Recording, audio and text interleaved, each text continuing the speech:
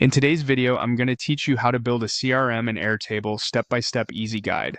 A CRM, or customer relationship management system, keeps your leads, clients, deals, and communication organized so nothing slips through the cracks. We'll build a simple, effective setup you can start using right away. Begin by creating a new base in Airtable. Open Airtable, click Create, choose Start from Scratch, and name it CRM System. Starting clean gives you full control over how everything connects. Next, set up the core tables. Create a leads table to track potential customers. Add fields for lead name, email, and phone so you can contact them easily. Add a source field as a single select with options like Facebook, website, or referral to see where leads come from. Add a status field as a single select, new, contacted, qualified, or lost, to follow progress.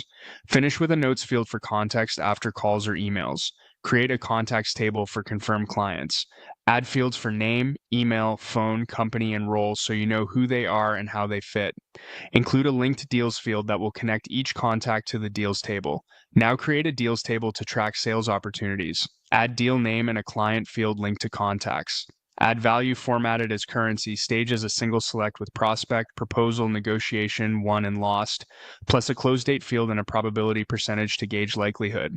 Add an activities table to track communication. Include activity type with options like call, email, or meeting, a related contact field linked to contacts, a date, and notes for summaries and next steps. Link everything so it works together. Use linked record fields to connect leads to contacts when a lead becomes a client. Connect contacts to deals so each opportunity is tied to a person. Connect contacts to activities so every call, email, or meeting is visible in one place. This relational setup keeps your data consistent and easy to navigate. Build a simple dashboard with interfaces.